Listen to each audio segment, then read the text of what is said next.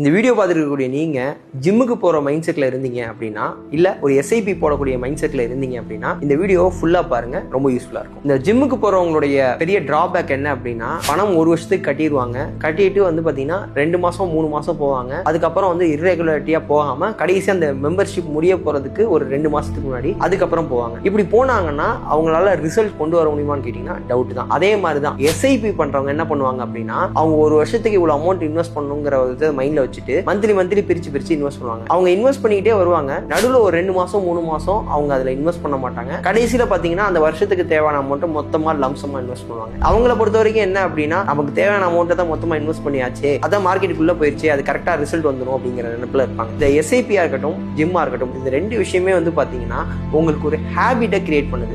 நீங்க ஒரு பேரண்டா இருந்து நீங்க ஒரு எஸ்ஐபியை மந்த்லி பண்ணிக்கிட்டே வரீங்க அப்படின்னா, அதையே பார்த்து வளர்ந்து வரக்கூடிய உங்களோட நெக்ஸ்ட் ஜெனரேஷன் நம்ம பேரண்ட்ஸ் இது பண்ணாங்க, அதனால தான் இந்த வெல்த் கிரியேட் ஆனிச்சு, நாமளும் மந்த்லி நம்ம கூட வரக்கூடிய இன்கம்ல ஒரு பர்சன்டேஜா நம்ம இன்வெஸ்ட் பண்ணணும் அப்படிங்கிற ஒரு ஹேபிட்டை நீங்க வளர்க்கணுமே தவிர, அதை விட்டுட்டு நீங்க அந்த அமௌண்ட்டை 1 இயருக்கு தேவையான அமௌண்ட்டை மொத்தமா இன்வெஸ்ட் பண்ணி மிஸ்கைட் பண்ணாதீங்க.